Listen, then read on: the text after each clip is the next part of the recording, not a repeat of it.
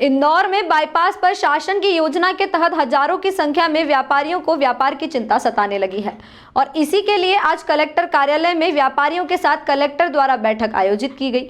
बैठक में योजना से जुड़े मुद्दे कलेक्टर ने व्यापारियों के बीच में रखे, तो वहीं किसानों और व्यापारियों ने अपनी समस्याएं भी कलेक्टर के सामने रखी है। इंदौर के बाईपास में चोरी कारण को लेकर बाईपास कंट्रोल एरिया स्कीम के तहत मिश्रित भूमि उपयोग में कई किसान साथियों वहीं व्यापारियों के व्यापार से जुड़ी हुई जमीन इस बाईपास की योजना में आ रही है, जिसको लेकर पिछले दिनों किसान और व्यापारियों द्वारा कलेक्टर कार्यालय पर एक आवेदन स्वीकार अपनी बात रखी गई थी।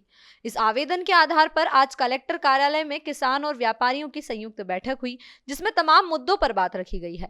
कलेक्टर का कहना है कि आवेदन और जो किसान और व्यापारियों के सुझाव आए हैं उसे देखने के बाद ही जो निर्णय होगा उसे लिया जाएगा। तो वहीं व्यापारियों का कहना है कि हजारों व्यापारियों को इस योजना से नुकसान है, वहीं कई लोगों की नौकरी जाने से पूरी तरह से बेरोजगारी भी हो सकती है।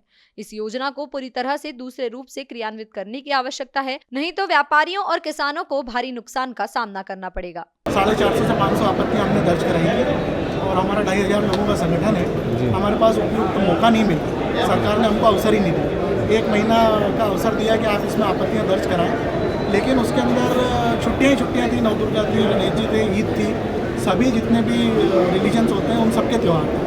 आज क्या आश्वासन मिला है और कितनी है? साहब ने आश्वासन कुछ भी नहीं दिया हमको। उनका ये कहना है कि आपके लिए योजना बहुत अच्छी है क्योंकि आपकी आधी ज़मीन ले रहे हैं और आधी पर आपको निर्माण की अनुमति मिलेगी। कितने व्यापारी इससे प्रभावित हो रहे हैं? इसमें हम 2500 लोगों का तो हमारा संगठन है और प्रभावितों की संख्या तो लाखों में है, क्योंकि उनके साथ यहाँ जो काम कर रहे हैं, जो रोजगार पे हैं, किसी का रेस्टोरेंट है तो उसके यहाँ पे शेफ है, वेटर है, ये भी रोजगार पे है, उनके भी बच्चे हैं। बाईपास व्यापारिक संघ की तरफ से बाईपास से जो स्कीम लाई जा रही है उसका विरोध करने के लिए ऐसे हमने रिक्वेस्ट करी कि आप इस स्कीम को निरस्त कर दीजिए, क्योंकि हम लोगों ने ज़मीन के छोटे छोटे टुकड़े खरीदे हैं, खरीद के अपना रोजी रोजगार कर रहे हैं, कृपया करके इसको निरस्त कर दीजिए।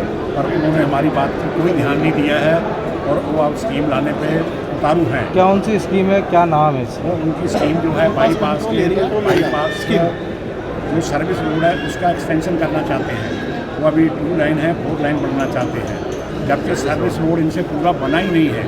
सर्विस रोड आने वाले समय में केंद्र या राज्य सरकार से भी आप बात करेंगे? राज्य सरकार से हम बात करें, सीएम साहब से बात करेंगे।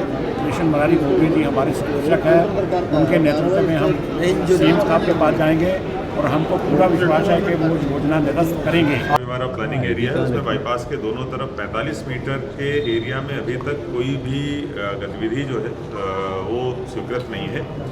इसीलिए वहाँ पर बड़े पैमाने पर भी देखा गया है कि अतिक्रमण भी हो रहे हैं। तो एक प्रस्ताव ये रखा गया था कि इस 45 मीटर में 22.5 मीटर पर बाईपास से लग के 4 लेन दोनों तरफ बना दी जाए और बाकी का जो 22.5 मीटर का एरिया बचता है उस पर मिक्स लैंड यूज़ की परमिशन दे दी जाए। ये प्रस्ताव रखा गया था और उस प्रस्ताव के ऊपर दावे आपत्तियां आमंत्रित करी गई थी। आज इससे संबंधित सभी दावे आपत्तियों की सुनवाई कलेक्टर कार्यालय में होनी थी, जिसमें कि बड़ी संख्या में लोग आए हैं, जिसमें कुछ व्यापारिक जो उनका संगठन है वो भी उपस्थित हुआ है।